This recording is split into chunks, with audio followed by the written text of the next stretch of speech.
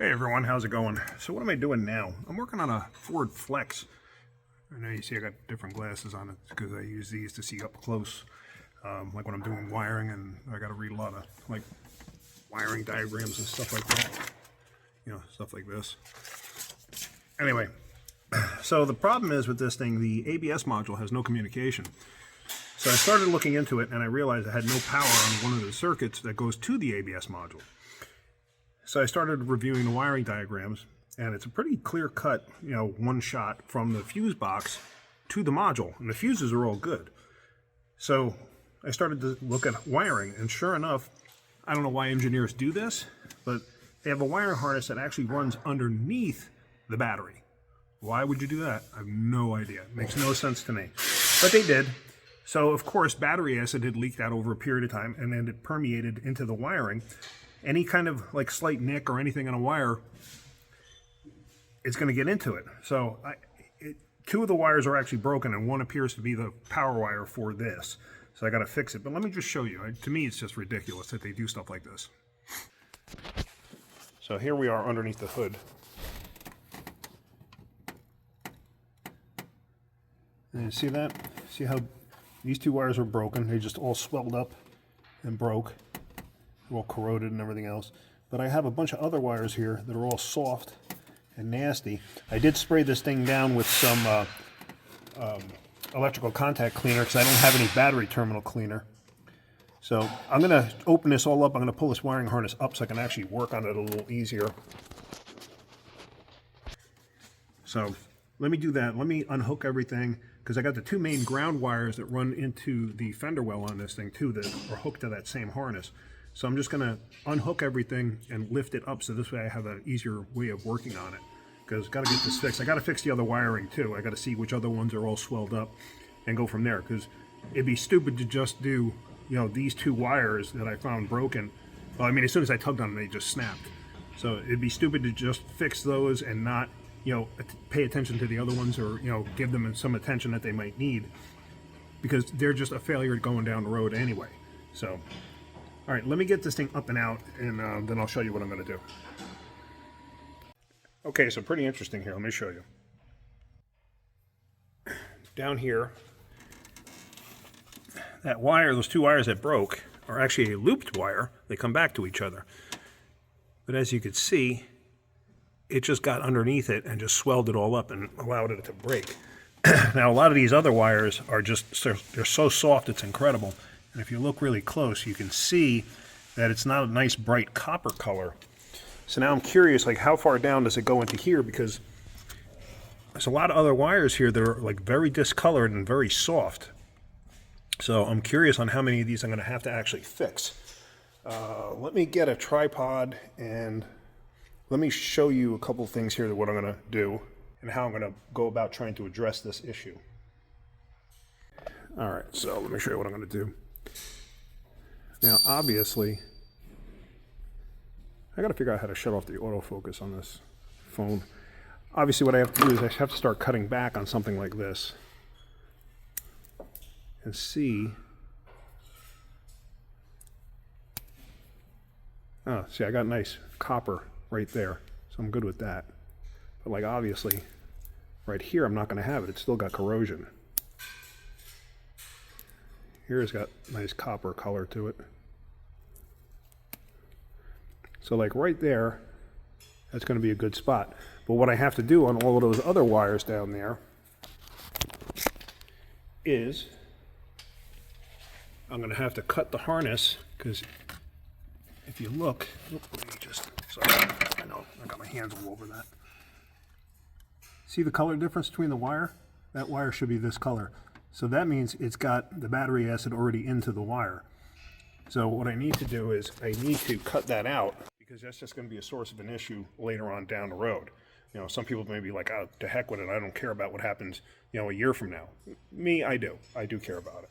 So that's why I go the extra step and try to do it the right way. I don't know why they loop the wire through there. Basically, it comes in one terminal and goes back out the other. But this is the wire that feeds the ABS module. Why they do it that way? No idea, but they do. So Unfortunately, I can't show you all of this because it would just be unbelievably time consuming for me. and I got to get this back to the customer because they are on the road right now. All right, so let me do what I can do, and I'll show you a couple steps here and there as I go along. And actually, if you look really close at that one wire there, the furthest one away, you'll actually see there's still some corrosion right there. So, see it? So I got to cut it back even further. And that's what I'm going to do on all of those wires. Just keep cutting them and stripping them until I see, a good section of wire. I'm going to do one at a time because I have to replace the wire with some stock wire that I have or some pieces of a wiring harness that I have. And of course, the colors are not going to be exactly the same. As long as the gauge is the same, it's fine. It's just going to change the color, unfortunately. Well, what are you going to do? Got to fix it, get it back on the road. All right, so let me just show you here so you can get a good bird's eye view. See how much the corrosion wicked down into that wire? See how much of that I trimmed off? I mean, that's a good inch, I'd say. Maybe a little bit more. So I have to do that to all of these wires. I got to make sure that they're not corroded because that's going to create resistance issues. And it's also going to allow it to basically rot and break in the future. So I want to fix all of this, just make it right. All right, so I just want to show you here, like this one wire here, I had to add a section to it. This one that I just clipped open, I'm going to have to add a section to it because as you can see, it is, whoops, sorry about that. It is got a lot of corrosion going down inside of it. I can't hold the camera steady. You see that? So even on that end's not as well. Yeah, it is. You can see how discolored it is down towards the wire. So there again, I'm going to have to cut it and add a section of wire to it. One wire I actually opened up and it was fine. That green one right there. I opened that one up, it was fine. So I just trimmed it and put one of the solderless butt connectors in it. Good to go. So I got to do that to all the wires because I got to just make sure they're all good. Okay, so I got all the wires that I needed to fix. I got them fixed. So here you can see all of this. These wires I'm not concerned about. They're not gummy or anything else. They're just discolored, all of these. But all the other ones were kind of nasty, so that's why I fixed every single one of those. Now, here are some of the wires. Oh, what I wanted to talk to you about is twisted pair wires. Now, this twisted pair, they were gummy and they were corroded, so I fixed those. Like, I went down to the point where I had good, clean wire. If it's a twisted pair wire like this little distance here of not being twisted is going to be fine. If you have to run new wires for whatever reason and they're a twisted pair, run them and then twist them because you will have an interference problem or what the heck is it? You'll get noise basically on the wire, on the wiring itself, and that will create an issue. But that little short distance there, it's nothing to worry about. It's not going to affect anything. So if you have to do a repair like that, it's not going to hurt anything. It's not going to affect anything. So no need to worry about that.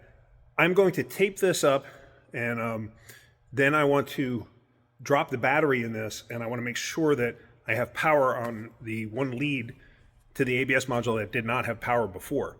One thing that I didn't show you was somebody else was chasing this problem. Somebody else put an ABS module in this, and it didn't fix it. So, and it looks like a junkyard one too.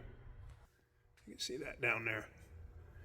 Yeah, so anyway, but let me get this taped up. Let me get that connection back. Let me hook the ground wires back up, and let me just lay the battery in here and just make sure I got what I need, and this thing should work.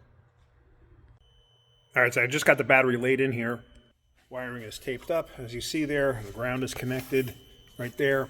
So the battery's just laid in here because I still got to put the battery tray and everything else in. But I want to make sure that I have power on this terminal, this blackened terminal right in the corner here.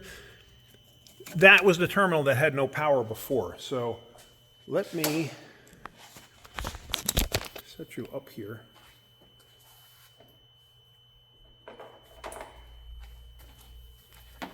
Set my meter back to volts.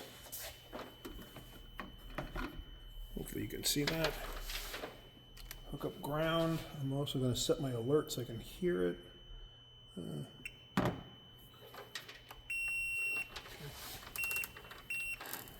right, relax there, dude. All right, so now I should have power on this terminal. And I do. Perfect. That was the terminal that had no power before. So now, everything should be good. So, but it's way past bedtime. Just wanted to get this thing done for the customer. They're going to be picking it up in the morning. So first thing in the morning when I get in, put the rest of this back together and give it back to the customer. But that should be the entire issue with this, because the ABS would not communicate. Actually, you know what? Before I end this, let me actually hook the ABS module up and let me make sure I can communicate with it, because that was the thing. It would not communicate before. All right, so I got that connected. I hooked the battery. I disconnected the battery when I hooked it up. Now the battery's not tight, I know that. It's just laying in place. So let me key it on.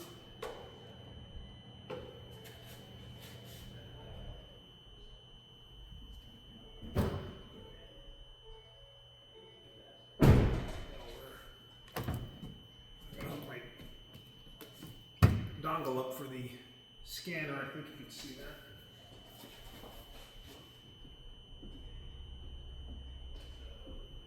I don't know exactly where it goes. I got a flavor.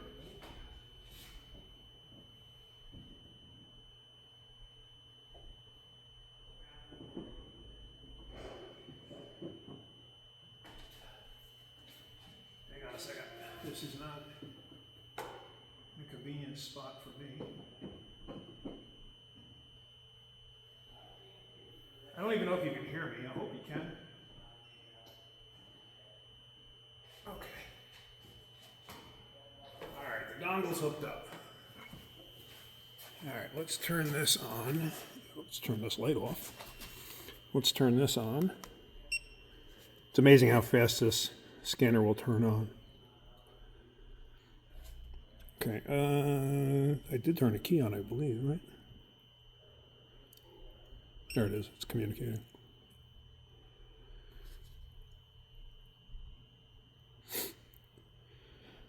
All right, okay. Code scan. Ensure ignition is on, it is. Pre-scan. Oh, no, I don't want to add any information. Anti-lock brakes, there we go. So it's communicating now.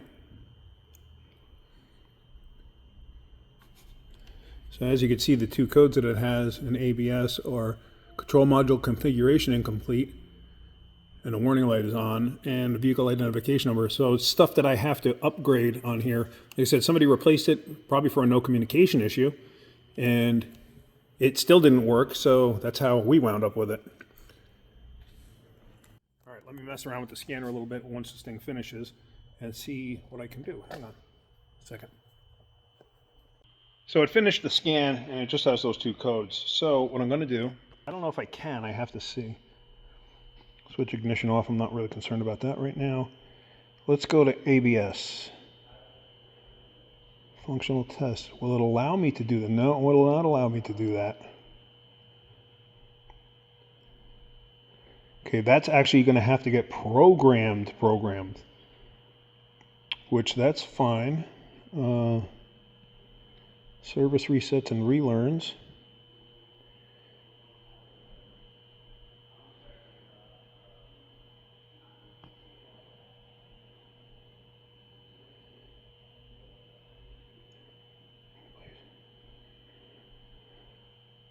If there's anything in here for this.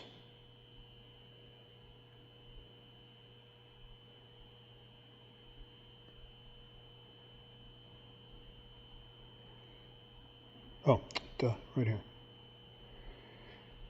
Functional resets and calibrations. This thing may require an actual reprogramming. We can do that. Yeah, we're going to actually have to program this. Okay. So yeah, it's not something that a scanner can do. So it's an actual programming using Ford's software, which we do have that capability here. We can do that. So I'm just going to shut this down. And that's going to be a tomorrow thing. But that's going to end this video for here. Just wanted to show you that. But yeah, so that's actually pretty cool. I'm glad I fixed it. Glad I found that issue.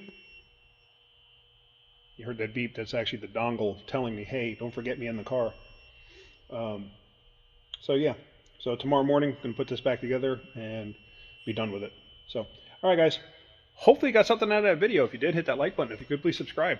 If you look down below in the description, you'll see links to Amazon products that I personally use. If you can give it a click, I'd really appreciate it. If you buy something even better, I get a small percentage out of it, so it does help me. Anyway, that's it. All right, guys. Have a great day. Keep wrenching.